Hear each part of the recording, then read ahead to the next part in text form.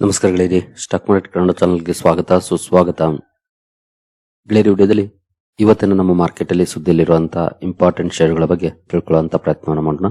ಜೊತೆಗೆ ಇವತ್ತಿನ ಮಾರ್ಕೆಟ್ ಯಾವ ರೀತಿ ಇರಬಹುದು, ನಮ್ಮ ಗಿಫ್ಟ್ ನಿಫ್ಟಿ ಯಾವ ಇಂಡಿಕೇಶನ್ ಕೊಡ್ತಾ ಇದೆ, ಏಷ್ಯನ್ ಮಾರ್ಕೆಟ್ಸ್ ಯಾವ ರೀತಿ ಟ್ರೇಡ್ ಆಗ್ತಿದೆ, ಕ್ರೂಡ್ ಪರ್ಫಾರ್ಮೆನ್ಸ್ ಹೇಗಿದೆ, ಅಲ್ಲೇನಾದ್ರೂ ಪಾಸಿಟಿವ್ಸ್ ಇದೆಯಾ ನೆಗೆಟಿವ್ಸ್ ಇದೆಯಾ, ಇದರ ಬಗ್ಗೆ ಕೂಡ ತಿಳ್ಕೊಳ್ಳುವಂತ ಪ್ರಯತ್ನವನ್ನು ಮಾಡೋಣ. ಮೊದಲಿಗೆ ಡಿಸ್ಕ್ಲೇಮರ್ ಕೊಡ್ಲಿಕ್ಕೆ ಇಷ್ಟಪಡ್ತೀನಿ. ಇಲ್ಲಿ ಕವರ್ ಮಾಡ್ತಿರುವಂತ ಯಾವುದೇ ಸ್ಟಾಕ್ ಅನ್ನು ಕೂಡ ರೆಕಮೆಂಡ್ ಮಾಡ್ತಿಲ್ಲ. ನೀವು ಫರ್ದರ್ ಸ್ಟಡಿ ಮೆಡಿಟೇಷನ್ ತಗೊಳ್ಬಹುದು. ಆಸ್ ಎ ಎಜುಕೇಶನಲ್ ಪರ್ಪಸ್ ನನ್ನ ವಿಡಿಯೋ ಮುಂದೆ ತರ್ತಾ ಇದ್ದೀನಿ. ಮೊದಲಿಗೆ ಎಬಿ ಇನ್ಫ್ರಾ ಬಿಲ್ಡ್ ಲಿಮಿಟೆಡ್ ಇವತ್ತು ಫೋಕಸ್ ಅಲ್ಲಿರುತ್ತೆ. ಕಾರಣ ಕಂಪನಿಗೆ ಇಂಡಿಯನ್ ರೈಲ್ವೇಸ್ ಇಂದ ನಿಯರ್ಲಿ 67 ಕೋಟಿ ಆರ್ಡರ್ ಸಿಕ್ಕಿದೆ. ಈ ಆರ್ಡರ್ ಕಾರಣಕ್ಕೆ ಸ್ಟಾಕ್ ಫೋಕಸ್ ಅಲ್ಲಿರುತ್ತೆ. ಎಬಿ ಇನ್ಫ್ರಾ ಬಿಲ್ಡ್ ಅನ್ನ ವಾಚ್ ಮಾಡಬಹುದು. ಈ ಸುದ್ದಿಗೆ ಸ್ಟಾಕ್ ಅಲ್ಲಿ ಯಾವ ರೀತಿ ರಿಯಾಕ್ಷನ್ ಬರುತ್ತೆ ಅಂತ. ನಂತರ ಸಿಮೆಕ್ ಲಿಮಿಟೆಡ್ ಕೂಡ ಸುದ್ದಿಯಲ್ಲಿರುತ್ತೆ. ಕಂಪನಿಯ ಕನ್ಸಾರ್ಷಿಯಂಗೆ ಅಂದ್ರೆ ಕಂಪನಿ ಜೊತೆ ಸೇರಿ ಇನ್ನು ಕೆಲವು ಕಂಪನಿಗಳು ಗ್ರೂಪ್ ಅನ್ನ ಮಾಡಿಕೊಂಡು ಬಿಡ್ಡಿಂಗ್ ಅನ್ನ ಮಾಡಿರ್ತಾರೆ. ಈ ಕನ್ಸಾರ್ಷಿಯಂಗೆ 410 ಕೋಟಿ ಆರ್ಡರ್ ಸಿಕ್ಕಿದೆ ONGC ಇಂದ.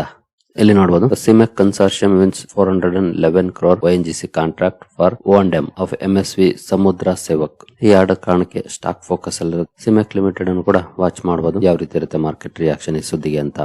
ನಂತರ ಜಿಯೋ ಫೈನಾನ್ಷಿಯಲ್ ಸರ್ವಿಸಸ್ ಕೂಡ ಸುದ್ದಿಯಲ್ಲಿರುತ್ತೆ. ಕಾರಣ ಕಂಪನಿ ಈ ಹಿಂದೆ ಅಲಯನ್ಸ್ ಜೊತೆ ಜಾಯಿಂಟ್ ವೆಂಚರ್ ಅನ್ನ ಮಾಡಿಕೊಂಡಿತ್ತು. ಇದಕ್ಕೆ ಈಗ IRDAI ಇಂದ ಸರ್ಟಿಫಿಕೇಶನ್ ಸಿಕ್ಕಿದೆ ತನ್ನ ಸರ್ವಿಸ್ ಅನ್ನ ಲಾಂಚ್ ಮಾಡ್ಲಿಕ್ಕೆ. ಜಿಯೋ ಫೈನಾನ್ಷಿಯಲ್ ಸರ್ವಿಸಸ್ ಹಾಗೂ ಅಲಯನ್ಸ್ ಎರಡು ಜಾಯಿಂಟ್ ವೆಂಚರ್ ಅಲ್ಲಿ ಸರ್ವಿಸಸ್ ಅನ್ನ ಆಫರ್ ಮಾಡ್ತಾರೆ. ಈ ಸರ್ಟಿಫಿಕೇಶನ್ ಸಿಕ್ಕಿರೋ ಕಾರಣಕ್ಕೆ ಸ್ಟಾಕ್ ಫೋಕಸ್ ಅಲ್ಲಿರುತ್ತೆ. ಜಿಯೋ ಫೈನಾನ್ಸ್ ಅನ್ನು ಕೂಡ ವಾಚ್ ಮಾಡಬಹುದು, ಯಾವ ರೀತಿ ಇರುತ್ತೆ ರಿಯಾಕ್ಷನ್ ಈ ಸುದ್ದಿಗೆ ಅಂತ. ನಂತರ ಅದ್ವೈತ್ ಎನರ್ಜಿ ಟ್ರಾನ್ಸಿಷನ್ಸ್ ಕೂಡ ಫೋಕಸ್ ಅಲ್ಲಿರುತ್ತೆ. ಕಾರಣ company 30 megawatt alkaline electrolyser assembly ಫೆಸಿಲಿಟಿಯನ್ನ ಕಮಿಷನಿಂಗ್ ಮಾಡಿದೆ, ಅಂದ್ರೆ ಲಾಂಚ್ ಮಾಡಿದೆ. ಈ ಸುದ್ದಿ ಕಾರಣಕ್ಕೆ ಸ್ಟಾಕ್ ಫೋಕಸ್ ಅಲ್ಲಿರುತ್ತೆ. ಅದ್ವೈತ್ ಎನರ್ಜಿಯನ್ನು ಕೂಡ ವಾಚ್ ಮಾಡಬಹುದು, ಯಾವ ರೀತಿ ಇರುತ್ತೆ ಮಾರ್ಕೆಟ್ ರಿಯಾಕ್ಷನ್ ಈ ಸುದ್ದಿಗೆ ಅಂತ.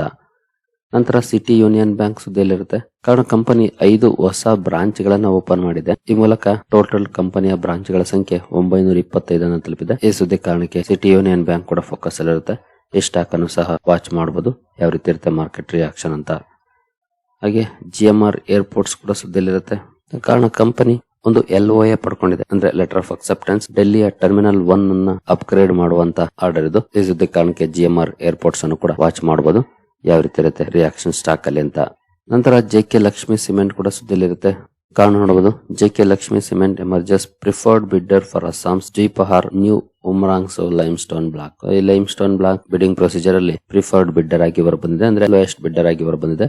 ಈ ಸುದ್ದಿ ಕಾರಣಕ್ಕೆ JK ಲಕ್ಷ್ಮಿ ಸಿಮೆಂಟ್ ಕೂಡ ಫೋಕಸ್ ಅಲ್ಲಿರುತ್ತೆ. ಈ ಸ್ಟಾಕ್ ಅನ್ನು ಸಹ ವಾಚ್ ಮಾಡಬಹುದು, ಯಾವ ರೀತಿ ಇರುತ್ತೆ ಮಾರ್ಕೆಟ್ ರಿಯಾಕ್ಷನ್ ಈ ಸುದ್ದಿಗೆ ಅಂತ. ಹಾಗೆ ಸಾಲ್ಸಾರ್ ಟೆಕ್ನೋ ಇಂಜಿನಿಯರಿಂಗ್ ಕೂಡ ಫೋಕಸ್ ಅಲ್ಲಿರುತ್ತೆ. ಕಾರಣ ನೋಡಬಹುದು, Salasar techno flags operational impact due to LPG supply disruption link to west Asia conflict. LPG supply ಸಮಸ್ಯೆ ಆಗಿರೋದ್ರಿಂದ ಕಂಪನಿಯ ಆಪರೇಷನ್ಸ್ ಗೆ ಇಂಪ್ಯಾಕ್ಟ್ ಆಗಿದೆ. ಸಾಕಷ್ಟು ಕಡೆ ಆಪರೇಷನ್ಸ್ ಅನ್ನ ಸ್ಟಾಪ್ ಮಾಡಿದೀವಿ ಅನ್ನುವಂತ ಅಪ್ಡೇಟ್ ಅನ್ನ ಕಂಪನಿ ಕೊಟ್ಟಿದೆ. ಈ ಸುದ್ದಿ ಕಾರಣಕ್ಕೆ ಸಾಲ್ಸಾರ್ ಟೆಕ್ನೋ ಕೂಡ ಫೋಕಸ್ ಅಲ್ಲಿರುತ್ತೆ. ಈ ಸ್ಟಾಕ್ ಅನ್ನು ಸಹ ವಾಚ್ ಮಾಡಬಹುದು. ನೆಗೆಟಿವ್ ಸುದ್ದಿ ಸ್ಟಾಕ್ ಗೆ ನೋಡೋಣ ಸ್ಟಾಕ್ ಅಲ್ಲಿ ಯಾವ ರೀತಿ ರಿಯಾಕ್ಷನ್ ಇರುತ್ತೆ ಅಂತ. ದೀಪ್ ಇಂಡಸ್ಟ್ರೀಸ್ ಕೂಡ ಫೋಕಸ್ ಅಲ್ಲಿರುತ್ತೆ. ಕಾರಣ ಕಂಪನಿ ಅದ್ವೈತ್ ಗ್ರೀನ್ ಎನರ್ಜಿ ಜೊತೆ ಜಾಯಿಂಟ್ ಅಗ್ರಿಮೆಂಟ್ ಅನ್ನು ಮಾಡಿಕೊಂಡಿದೆ ಗ್ರೀನ್ ಹೈಡ್ರೋಜನ್ ಪ್ರಾಜೆಕ್ಟ್ ಗಳಿಗೆ ಸಂಬಂಧಪಟ್ಟಂತೆ. ಈ ಸುದ್ದಿ ಕಾರಣಕ್ಕೆ ಸ್ಟಾಕ್ ಫೋಕಸ್ ಅಲ್ಲಿರುತ್ತೆ. ದೀಪ್ ಇಂಡಸ್ಟ್ರೀಸ್ ಅನ್ನು ಕೂಡ ವಾಚ್ ಮಾಡಬಹುದು, ಯಾವ ರೀತಿ ಇರುತ್ತೆ ಮಾರ್ಕೆಟ್ ರಿಯಾಕ್ಷನ್ ಅಂತ. ಹಾಗೆ ಬಜಾಜ್ ಪ್ರಾಜೆಕ್ಟ್ಸ್ ಕೂಡ ಫೋಕಸ್ ಅಲ್ಲಿರುತ್ತೆ. ಕಾರಣ ನೋಡಬಹುದು, ಕಂಪನಿಗೆ 700 ಕೋಟಿ ಪವರ್ ಟ್ರಾನ್ಸ್ಮಿಷನ್ ಪ್ರಾಜೆಕ್ಟ್ ಸಿಕ್ಕಿದೆ ಮಹಾರಾಷ್ಟ್ರದಿಂದ. ಈ ಆರ್ಡರ್ ಕಾರಣಕ್ಕೆ ಸ್ಟಾಕ್ ಫೋಕಸ್ ಅಲ್ಲಿರುತ್ತೆ. ಬಜಾಜ್ ಪ್ರಾಜೆಕ್ಟ್ಸ್ ಅನ್ನು ಕೂಡ ವಾಚ್ ಮಾಡಬಹುದು ಇವತ್ತು, ಯಾವ ರೀತಿ ಇರುತ್ತೆ ರಿಯಾಕ್ಷನ್ ಅಂತ. ಹಾಗೆ ರಾಮ್ಕಿ ಇನ್ಫ್ರಾಸ್ಟ್ರಕ್ಚರ್ ಕೂಡ ಸುದ್ದಿಯಲ್ಲಿರುತ್ತೆ. ಕಾರಣ ಕಂಪನಿಗೆ MIDC ಇಂದ 3000 ಕೋಟಿ ಆರ್ಡರ್ ಸಿಕ್ಕಿರೋ ಬಗ್ಗೆ ಅಪ್ಡೇಟ್ ಶುಕ್ರವಾರನೇ ಬಂದಿತ್ತು. ಒಳ್ಳೆ ರಿಯಾಕ್ಷನ್ ಕೂಡ ಬಂತು. ಬಟ್ ಇವತ್ತು ಕೂಡ ವಾಚ್ ಮಾಡಬಹುದು, ಯಾಕಂದ್ರೆ ದೊಡ್ಡ ಆರ್ಡರ್ ನೋಡೋಣ ಯಾವ ರೀತಿ ರಿಯಾಕ್ಷನ್ ಕಂಟಿನ್ಯೂ ಆಗುತ್ತೆ ಅಂತ. ಇನ್ನು KRN ET ಎಕ್ಸ್ಚೇಂಜರ್ ಕೂಡ ಸುದ್ದಿಯಲ್ಲಿರುತ್ತೆ. ಕಾರಣ ನೋಡಬಹುದು, ಕಂಪನಿಯ ಬೋರ್ಡ್ 500 ಕೋಟಿ QIP ಲಾಂಚ್ ಮಾಡೋದಕ್ಕೆ ಅಪ್ರೂವಲ್ ಅನ್ನು ಕೊಟ್ಟಿದೆ. ಜೊತೆಗೆ ಡೈರೆಕ್ಟರ್ ರೀಅಪಾಯಿಂಟ್ಮೆಂಟ್ಸ್ ಅನ್ನು ಕೂಡ ಮಾಡಿದೆ ಮೊನ್ನೆಯ ಮೀಟಿಂಗ್ ಅಲ್ಲಿ. ಈ QIP ಹಾಗೂ ಡೈರೆಕ್ಟರ್ಸ್ ರೀಅಪಾಯಿಂಟ್ಮೆಂಟ್ ಗೆ ಸಂಬಂಧಪಟ್ಟಂತೆ ಸ್ಟಾಕ್ ಫೋಕಸ್ ಅಲ್ಲಿರುತ್ತೆ. KRN ET ಎಕ್ಸ್ಚೇಂಜರ್ ಅನ್ನು ಕೂಡ ವಾಚ್ ಮಾಡಬಹುದು, ಯಾವ ರೀತಿ ಇರುತ್ತೆ ಸ್ಟಾಕ್ ಅಲ್ಲಿ ರಿಯಾಕ್ಷನ್ ಇವತ್ತು ಅಂತ. ಹಾಗೆ ಲೊಮ್ಯಾಕ್ಸ್ ಆಟೋ ಟೆಕ್ನಾಲಜೀಸ್ ಕೂಡ ಫೋಕಸ್ ಅಲ್ಲಿರುತ್ತೆ. ಕಾರಣ ಕಂಪನಿ ಈ ಹಿಂದೆ ಲೊಮ್ಯಾಕ್ಸ್ ಎನ್ಸೆಲರಿಯನ್ನ ಲೊಮ್ಯಾಕ್ಸ್ ಆಟೋದಲ್ಲಿ ಮರ್ಜ್ ಮಾಡ್ಕೊಳ್ಳುವಂತ ಡಿಸಿಷನ್ ಅನ್ನು ತಗೊಂಡಿತ್ತು. ಈಗ ಇದಕ್ಕೆ NCLT ಅಪ್ರೂವಲ್ ಅನ್ನ ಕೊಟ್ಟಿದೆ, ಅಂದ್ರೆ ಲೊಮ್ಯಾಕ್ಸ್ ಎನ್ಸೆಲರಿ ಲೊಮ್ಯಾಕ್ಸ್ ಆಟೋದಲ್ಲಿ ಸದ್ಯದಲ್ಲೇ ಮರ್ಜ್ ಆಗುತ್ತೆ. ಈ ಸುದ್ದಿ ಕಾರಣಕ್ಕೆ ಲೊಮ್ಯಾಕ್ಸ್ ಆಟೋ ಟೆಕ್ನಾಲಜೀಸ್ ಕೂಡ ಫೋಕಸ್ ಅಲ್ಲಿರುತ್ತೆ. ಈ ಸ್ಟಾಕ್ ಅನ್ನು ಸಹ ವಾಚ್ ಮಾಡಬಹುದು, ಯಾವ ರೀತಿ ಇರುತ್ತೆ ಮಾರ್ಕೆಟ್ ರಿಯಾಕ್ಷನ್ ಅಂತ. ಝೈಡಸ್ ಲೈಫ್ ಸೈನ್ಸಸ್ ಕೂಡ ಸುದ್ದಿಯಲ್ಲಿರುತ್ತೆ.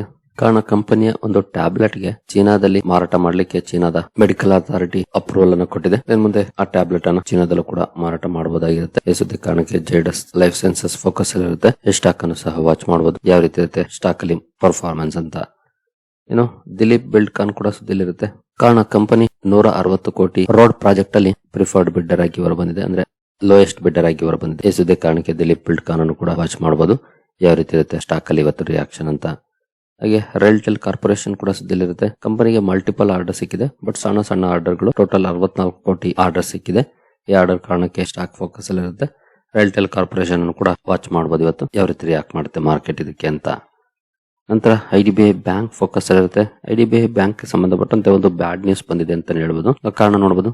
IDBI bank shares in focus after sources disinvestment move may not proceed. ಅಂದ್ರೆ ಈ ಹಿಂದಿನಿಂದಲೂ ಕೂಡ ಸರ್ಕಾರ ಇದರಲ್ಲಿ ಡಿಸ್ಇನ್ವೆಸ್ಟ್ಮೆಂಟ್ ಮಾಡುತ್ತೆ ಅನ್ನುವಂತ ಸುದ್ದಿಗಳನ್ನ ನೋಡಿದ್ವಿ. ಆ ಸುದ್ದಿ ಬಂದಾಗೆಲ್ಲ ಸ್ಟಾಕ್ ಅಲ್ಲಿ ತುಂಬಾ ಒಳ್ಳೆ ರಿಯಾಕ್ಷನ್ ಕೂಡ ಬರ್ತಾ ಇತ್ತು. ಕಾರಣ ಬೇರೆ ಬೇರೆ ಪ್ರೈವೇಟ್ ಕಂಪನೀಸ್ ಇಂಟ್ರೆಸ್ಟ್ ಅನ್ನ ತೋರಿಸ್ತಿದ್ದಾರೆ ಅಂತ. ಬಟ್ ಈಗ ಬರ್ತಿರುವಂತ ಸುದ್ದಿ ಅದಕ್ಕೆ ವಿರುದ್ಧವಾಗಿದೆ. ಸರ್ಕಾರ ಬಿಡ್ಡಿಂಗ್ ಪ್ರೊಸೀಜರ್ ಅನ್ನ ಕರೆದಿತ್ತು, ಬಟ್ ಬಿಡ್ಡಿಂಗ್ಸ್ ಏನ್ ಬಂದಿತ್ತು ಅದರಲ್ಲಿ ಸರ್ಕಾರಕ್ಕೆ ಅಷ್ಟೊಂದು ಒಳ್ಳೆ ಬಿಡ್ಸ್ ಬಂದಿದೆ ಅಂತ ಅನ್ಸಿಲ್ಲ. ಹಾಗಾಗಿ ಮೇ ಬಿ ಬಿಡ್ಡಿಂಗ್ ಪ್ರೊಸೀಜರ್ ಅಥವಾ ಡಿಸ್ಇನ್ವೆಸ್ಟ್ಮೆಂಟ್ ಪ್ರೊಸೀಜರ್ ಅನ್ನು ಸ್ಟಾಪ್ ಮಾಡಬಹುದು ಅಂತ ಸುದ್ದಿ ಬಂದಿದೆ. ಮುಂದೆ ಯಾವಾಗಾದ್ರೂ ತರಬಹುದು ಅಥವಾ ಸ್ಟಾಪ್ ಕೂಡ ಮಾಡಬಹುದು. ಈ ರೀತಿಯ ಸುದ್ದಿ ಇವತ್ತು ಬಂದಿದೆ. ಈ ಸುದ್ದಿ ಕಾರಣಕ್ಕೆ ಫೋಕಸ್ ಅಲ್ಲಿರುತ್ತೆ ಸ್ಟಾಕ್. IDBI ಬ್ಯಾಂಕ್ ಅನ್ನು ವಾಚ್ ಮಾಡಬಹುದು. ಯೂಶುವಲಿ ಡಿಸ್ಇನ್ವೆಸ್ಟ್ಮೆಂಟ್ ಗೆ ಸಂಬಂಧಪಟ್ಟಂತ ಸುದ್ದಿ ಬಂದಾಗ ಪಾಸಿಟಿವ್ ಆಗಿ ರಿಯಾಕ್ಟ್ ಮಾಡಿದೆ. ಈಗ ಆ ಡಿಸ್ಇನ್ವೆಸ್ಟ್ಮೆಂಟ್ ಪ್ರೊಸೆಸ್ ಸ್ಟಾಪ್ ಆಗ್ತಿದೆ ಅಂದ್ರೆ ನೆಗೆಟಿವ್ ಆಗಿ ರಿಯಾಕ್ಟ್ ಮಾಡಬಹುದು. ಡಿಸ್ಇನ್ವೆಸ್ಟ್ಮೆಂಟ್ ಅಂದ್ರೆ ಸರ್ಕಾರ ಸ್ಟೇಕ್ ಅನ್ನ ಮಾರಾಟ ಮಾಡಿ ಎಕ್ಸಿಟ್ ಆಗುವಂತದ್ದು. ನೋಡೋಣ ಯಾವ ರೀತಿ ಇರುತ್ತೆ ಸ್ಟಾಕ್ ಅಲ್ಲಿ ಇವತ್ತು ಪರ್ಫಾರ್ಮೆನ್ಸ್ ಅಂತ. ನಂತರ ವಾಟೆಕ್ ವಾಬಾ ಕೂಡ ಸುದ್ದಿಲಿರುತ್ತೆ. ಕಾರಣ ಕಂಪನಿಗೆ ಸಿಕ್ಕಿರುವಂತ 1,000 ಕೋಟಿ PPP ಆರ್ಡರ್. ಇದು ಆಕ್ಚುಲಿ ಶುಕ್ರವಾರನೇ ಬಂದಿತ್ತು. ಸ್ಟಾಕ್ ಅಲ್ಲೂ ಕೂಡ ಒಳ್ಳೆ ಪರ್ಫಾರ್ಮೆನ್ಸ್ ಬಂತು. ಬಟ್ ಇವತ್ತು ಕೂಡ ವಾಚ್ ಮಾಡಬಹುದು ಸ್ಟಾಕ್ ಅನ್ನು. ಆ ಪರ್ಫಾರ್ಮೆನ್ಸ್ ಕಂಟಿನ್ಯೂ ಆಗುತ್ತಾ ಅಥವಾ ಬೇರೆ ರೀತಿ ಪರ್ಫಾರ್ಮೆನ್ಸ್ ಬರುತ್ತಾ ಅಂತ. ಇನ್ನು ಬ್ರೈನ್ ಬೀಸ್ ಸೊಲ್ಯೂಷನ್ಸ್ ಅಥವಾ ಫಸ್ಟ್ ಕ್ರೈ ಕೂಡ ಫೋಕಸ್ ಅಲ್ಲಿರುತ್ತೆ. ಕಾರಣ ಕಂಪನಿ ತನ್ನ ಕ್ವಿಕ್ ಡೆಲಿವರಿ ಸರ್ವಿಸ್ ಅನ್ನ ಎಕ್ಸ್ಪ್ಯಾಂಡ್ ಮಾಡುವಂತ ಅನೌನ್ಸ್ಮೆಂಟ್ ಅನ್ನು ಮಾಡಿದೆ. ಬೆಂಗಳೂರು, ಪುಣೆ ಹಾಗೂ ಹೈದರಾಬಾದ್ ಅಲ್ಲಿ ತನ್ನ ಕ್ವಿಕ್ ಡೆಲಿವರಿ ಸರ್ವಿಸ್ ಅನ್ನ ಎಕ್ಸ್ಪ್ಯಾಂಡ್ ಮಾಡುವಂತ ಅನೌನ್ಸ್ಮೆಂಟ್ ಅನ್ನು ಮಾಡಿದೆ. ಈ ಸುದ್ದಿ ಕಾರಣಕ್ಕೆ ಬ್ರೈನ್ ಬೀಸ್ ಸೊಲ್ಯೂಷನ್ಸ್ ಅಥವಾ ಫಸ್ಟ್ ಕ್ರೈ ಕೂಡ ಫೋಕಸ್ ಅಲ್ಲಿರುತ್ತೆ. ಸ್ಟಾಕ್ ಅನ್ನ ವಾಚ್ ಮಾಡಬಹುದು, ಯಾವ ರೀತಿ ಇರುತ್ತೆ ಮಾರ್ಕೆಟ್ ರಿಯಾಕ್ಷನ್ ಸ್ಟಾಕ್ ಅಲ್ಲಿ ಅಂತ. ಇನ್ನು ಫರ್ಟಿಲೈಸರ್ ಸ್ಟಾಕ್ ಗಳು ಕೂಡ ಇವತ್ತು ಫೋಕಸ್ ಅಲ್ಲಿರ್ತವೆ. ಕಾರಣ ಒಂದು ಸುದ್ದಿ ಬಂದಿದೆ, ಅದೇನಂದ್ರೆ ಯೂರಿಯಾ ಇಂಪೋರ್ಟ್ ಚೈನಾದಿಂದ ಬರ್ತಾ ಇರೋದು 3 ಇಯರ್ ಹೈ ಅನ್ನ ತಲುಪಿದೆ ಅಂತ.